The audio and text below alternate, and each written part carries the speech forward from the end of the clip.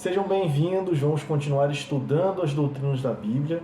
Hoje entraremos no tema A Humanidade no Pecado, mas antes eu quero concluir sobre a tricotomia do homem que falávamos na semana passada. Faltou nós dizermos, alguns textos que mostram que tanto alma quanto espírito têm a sua influência no nosso corpo. Então vamos lá. O texto base que nós usamos foi 1 Tessalonicenses 5:23. E o mesmo Deus de paz vos santifique em tudo, em todo o vosso espírito, alma e corpo. Sejam plenamente conservados irrepreensíveis para a vinda do nosso Senhor Jesus. Então esse é um texto base que nos mostra que existe alma, corpo, espírito. Quando nós falamos sobre alma, a alma ela transmite sentimentos, mas o espírito também. Ambos agem de forma semelhante em nós, só que nós vamos entender que o espírito sempre tendendo para as coisas de Deus. Por exemplo, nós temos Lucas 1, 46 e 47. Disse então Maria: a minha alma engrandece ao Senhor, e o meu espírito se alegra em Deus, meu Salvador. Então, o espírito, ele também faz com que nós sintamos alegria, não é apenas a alma. Mas veja, a minha alma engrandece ao Senhor, isso é reconhecimento. Mas quem alegra é o nosso espírito, Mais uma passagem focada na alma. Gênesis 2:7. E formou o Senhor Deus o homem do pó da terra, e lhe soprou nas narinas o fôlego de vida, e o homem foi alma vivente, Por quê? Porque ali o objetivo do versículo é focar na relação do homem com a criação de Deus, o mundo, por assim dizer. Em Salmo 42:5, nós também vemos, a alma e suas emoções. Por exemplo, por que estás abatida, ó minha alma? E por que te perturbas dentro de mim? Espera em Deus, pois ainda o louvarei pela salvação da sua face. Ainda, em Mateus 10:28, é um texto que nós já lemos, fala sobre a alma para além da vida física. E não tem mais os que matam o corpo e não podem matar a alma. Temei aqueles que podem fazer perecer no inferno, tanto a alma como o corpo.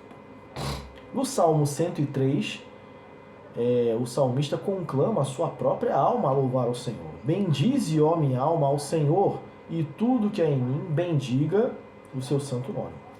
Então vejam que, da mesma forma como a Bíblia diz, olha, o teu corpo é templo do Espírito Santo, nós temos que fazer a nossa alma tender para as coisas de Deus também. Mas não é próprio dela, já é próprio do Espírito. Vamos ver algumas passagens focadas no Espírito. Por exemplo, Eclesiastes 12:7, já foi lido também, e o pó volte à terra como era, e o Espírito volte a Deus que o deu. Romanos 8:16, o mesmo Espírito, agora o Espírito Santo, testifica com o nosso Espírito que somos filhos de Deus. Ainda, Provérbios 20:27, o Espírito do homem é a lâmpada do Senhor. Nosso Espírito é a lâmpada do Senhor, a qual esquadrinha todo o corpo, todo o interior do corpo. Então vejam que existem determinadas passagens que vão fazer esse foco da alma no espírito, e esse é um estudo já um pouco mais complexo, que se nós formos analisar mais textos, existem mais textos, nós vamos ver que a palavra espírito, ela traz em si algo muito mais completo que age em nós para pender para Deus. Inclusive temos um texto no Novo Testamento, alguns, mais de um, em que diz que o próprio Jesus, que o seu espírito se agitou vendo algumas situações. Então, tudo isso para nós confirmarmos aquilo que já tínhamos estudado. Vamos dar sequência falando sobre a humanidade no pecado. Em Gênesis 3, de 1 a 7, vamos ler esse texto. Gênesis 3, de 1 a 7.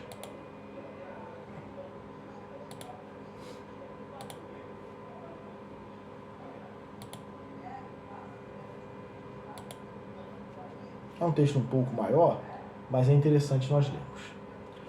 A serpente, mais sagaz que todos os animais selváticos que o Senhor Deus tinha feito, disse à mulher: é assim que Deus disse, não comereis de toda árvore do jardim. Respondeu a mulher: do fruto das árvores do jardim podemos comer, mas do fruto da árvore que está no meio do jardim, disse Deus, dele não comereis, nem tocareis nele, para que não morrais. Então a serpente disse à mulher: é certo que não morrereis. Porque Deus sabe que no dia em que dele comerdes, se vos abrirão os olhos, e como Deus sereis conhecedores do bem e do mal. Vendo a mulher que a árvore era boa para se comer, agradável aos olhos e árvore desejável para dar entendimento, tomou-lhe do fruto e comeu, e deu também ao marido, e ele comeu. Abriram-se então os olhos de ambos, e percebendo que estavam nus, coseram folhas de figueira e fizeram cintas para si. Isso não esgota de forma alguma as referências bíblicas sobre a queda. Além de muitas referências explícitas, a queda é parte integrante de toda a mensagem bíblica. A queda é a hipótese silenciosa de toda a doutrina bíblica do pecado e da redenção, como já disse um autor. A Escritura faz uso de diversos termos para referir-se ao pecado, o que não surpreende, desde que o tema dominante na Bíblia é a rebelião do homem contra Deus e a resposta graciosa de Deus. A gama inteira dos termos bíblicos e suas respectivas nuances de significado podem ser estudadas em um dicionário bíblico.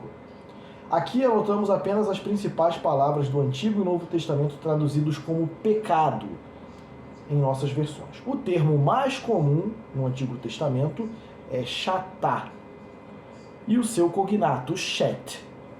Ele ocorre, chatá vai ser em Êxodo 32, 30. É bom lermos, né? Êxodo é um exemplo, onde ocorre o termo chatá. Êxodo 32, 30. No dia seguinte, disse Moisés ao povo: vós cometestes grande pecado. Agora, porém, subirei ao Senhor e porventura farei propiciação pelo vosso pecado. E o cognato dele, shet, no Salmo 51, que é um salmo conhecidíssimo.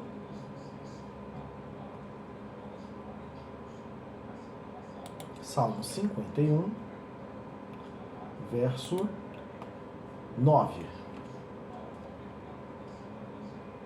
Esconde o rosto dos meus pecados e apaga todas as minhas iniquidades. Ele ocorre centenas de vezes, esses dois termos, chatá e shet, e expressa a ideia de errar o alvo ou falhar. Pecha, Provérbios 28, 13. Provérbios 28, 13. Agora o termo pecha.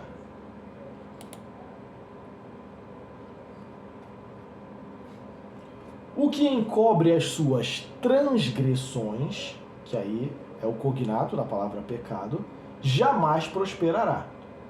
Mas o que as confessa e deixa, alcançará misericórdia. Tem o sentido de rebelião ativa, uma transgressão, como nós bem lemos aqui, da vontade de Deus. Nós temos ainda Shagá, Levítico 4, 13.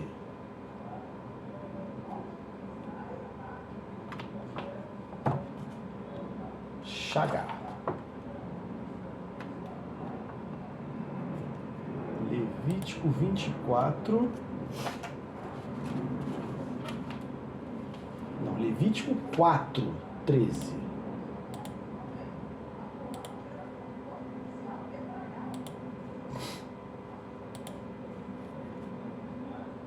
Mas, se toda a congregação de Israel pecar por ignorância, e isso for oculto aos olhos da coletividade, e se fizerem contra alguns dos mandamentos do Senhor, aquilo que se não deve fazer e forem culpados, e aí o versículo continua, dá a ideia de desviar-se, Shagá.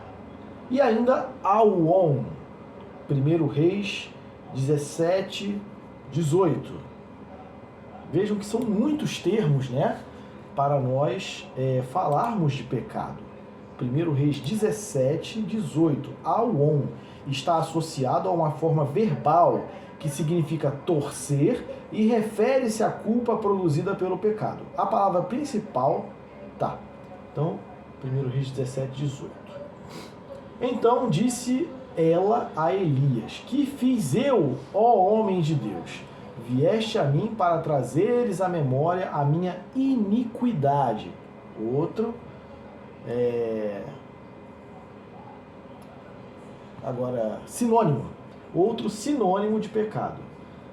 Trazeres à memória a minha iniquidade e matares o meu filho. Então, ó, está associado a uma forma verbal que significa torcer e refere-se à culpa produzida pelo pecado. Bom, a palavra principal no Novo Testamento, grego, amártia. Amártia, vamos ver, Mateus 1, 21.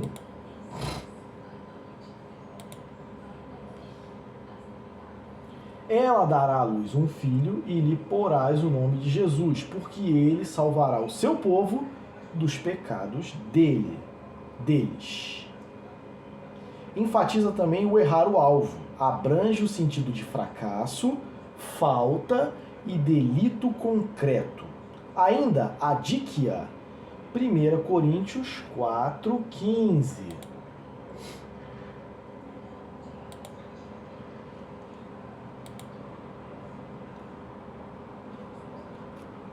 Porque ainda que tivesseis milhares de preceptores em Cristo, não teríeis, contudo, muitos pais. Pois eu, pelo Evangelho, vos gerei...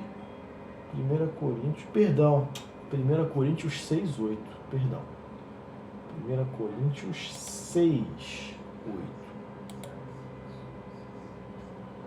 Agora sim. Mas vós mesmos fazeis a injustiça e fazeis o dano, e isto aos próprios irmãos. A dica exprime a ideia de falta de retidão ou injustiça. Ainda temos parabases. Agora sim, Romanos 4,15. Parabases.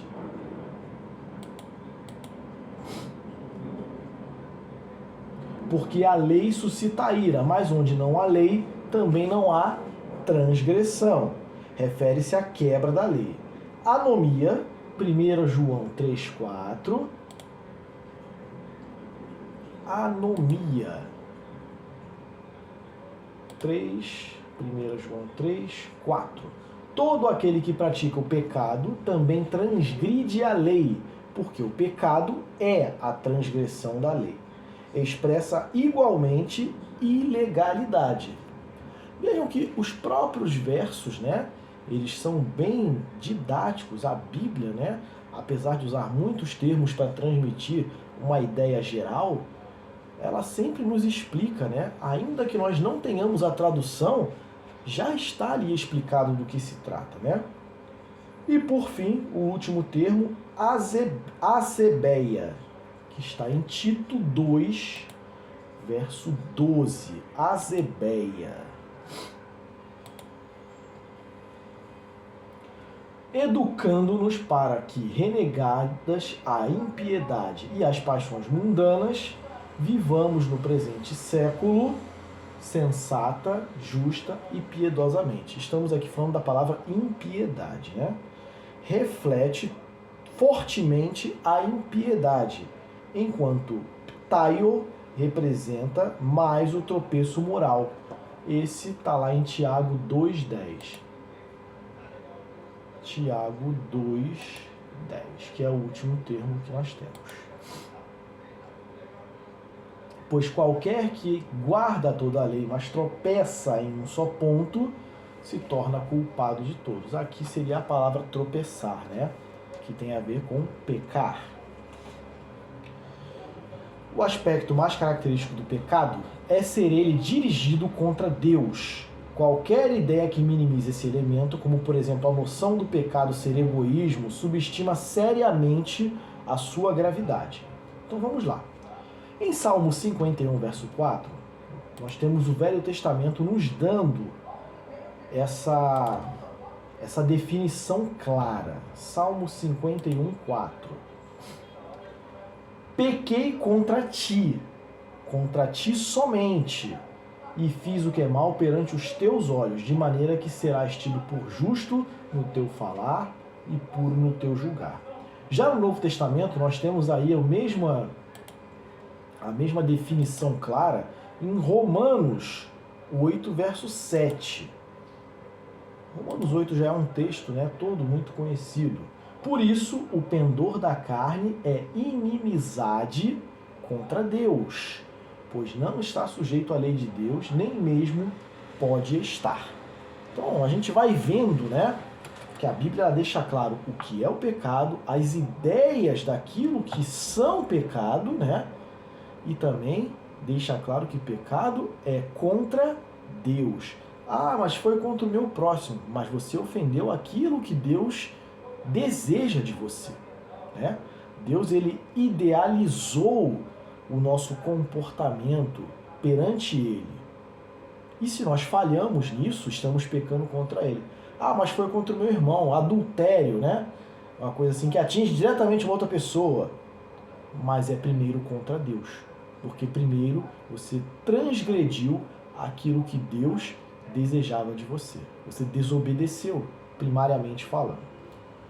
Na queda, o homem procurou igualar-se a Deus. Não é só isso.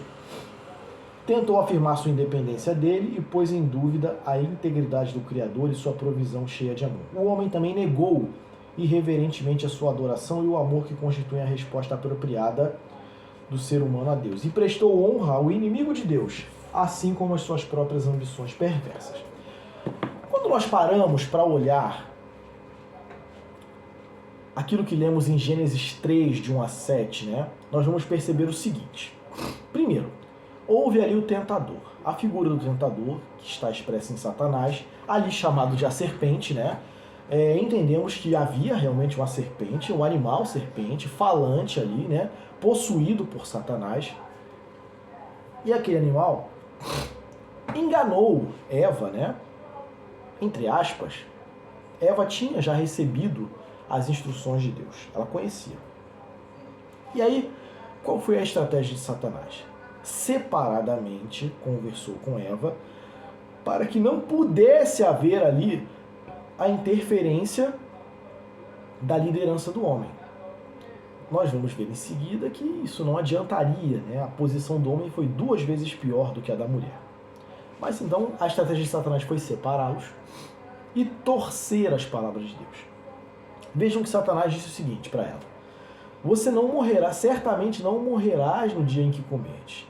Mentira, não morreria fisicamente, imediatamente. Vamos lembrar que a Bíblia nos diz o quê? Que o pecado, a morte entrou no mundo pelo pecado. Então, não existia a morte ainda ali, a morte física, mas passou a existir por causa do pecado. Segundo, certamente não morrereis. Morreu espiritualmente. A Bíblia fala o quê? Que aqueles que estão afastados de Deus estão espiritualmente mortos. Morreu naquele momento, espiritualmente. Houve ali a separação. Lembrem-se que Deus falava face a face com Adão e Eva. Na viração do dia ele vinha e conversava face a face com eles. Acabou. Eles não poderiam mais suportar a presença de Deus, não poderiam mais olhar para ele. E a Bíblia deixa isso claro também. Então, torceu a verdade, Pareceu, ele não morreu ali na hora, não caiu morto duro no chão. Morreu espiritualmente, que é infinitamente pior. Infinitamente pior. Segundo, porque Deus sabe que vocês serão iguais a Ele, conhecedores do bem e do mal. Outra meia-verdade. Iguais a Ele, não. Conhecedores do bem e do mal, sim. Por que não iguais a Ele? Porque Deus é santo. A presença do pecado não pode resistir diante de Deus. O pecado, é consumido pela presença de Deus. O homem tem esse poder, essa santidade perfeita? Não tem. Então, homem e mulher tornaram-se conhecedores do bem e do mal? Sim, da pior forma possível, fazendo o mal. Mas não se tornaram iguais a Deus. De forma nenhuma, de forma nenhuma. Apenas conheceram o bem e o mal, assim como Deus conhece, mas não de forma igual. Deus não é afetado pelo mal.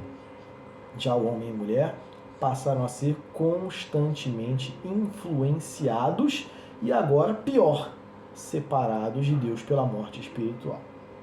Então, essa foi a estratégia. Nós também temos que notar o seguinte. Existe um indicativo, né? Vamos ao texto de 1 João, capítulo 2, verso...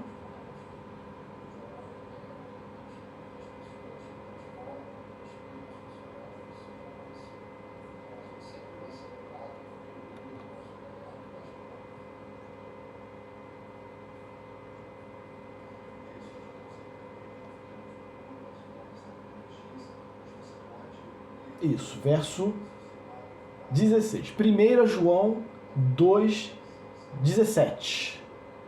Não, 16. 1 João 2,16 diz o seguinte: porque tudo que há no mundo, a concupiscência da carne, a concupiscência dos olhos e a soberba da vida, não procede do Pai, mas procede do mundo. Quando a gente compara esse texto com Gênesis 3, 5 ou 6, né? Diz lá, olha, a mulher olhou para aquele fruto e era... Vamos falar de novo, né? Gênesis 3, só para a gente não errar. Vendo a mulher que a árvore era boa para se comer. O que existe no mundo, né? Segundo João, 1 João 2,16. A concupiscência da carne, a concupiscência ou a cobiça dos olhos e a soberba da vida. A concupiscência da carne, a cobiça dos olhos e a soberba da vida. Vendo a mulher que a árvore era boa para se comer. Concupiscência da carne, né? Desejo do corpo. Concupiscência é isso, é o desejo. O desejo do corpo era o quê? Aquilo era bom para comer, boa para se comer, atingiu o físico, o corpo, o desejo do corpo dela. Agradável aos olhos, a cobiça dos olhos, ela desejava possuir aquele fruto. O que impedia ela? O fato de saber que desobedecia a Deus, mas ela já cobiçava aquilo. Agradável aos olhos, cobiça dos olhos. E árvore desejável para dar entendimento. A soberba da vida, querer achar-se mais do que é. Qual deveria ser o comportamento de homem e de mulher? Dependência de Deus. Simples, dependência e obediência de Deus. Mas não, ela quis ser soberba. Eu não vou precisar mais de Deus se eu adquirir o conhecimento, o entendimento contido nesta árvore. Soberba da vida, achando-se mais do que deveria ser. Então, o que 1 João 2,16 nos alerta para o que há no mundo, o desejo da carne, a cobiça dos olhos e a soberba da vida, né? Foi isso que Satanás, já conhecendo as suas próprias artimanhas e como levar alguém a pecar, foi isso que Satanás usou. E ele foi certeiro. Ele fez com que o desejo da carne, a cobiça dos olhos e a soberba da vida atingissem inteiro a mulher.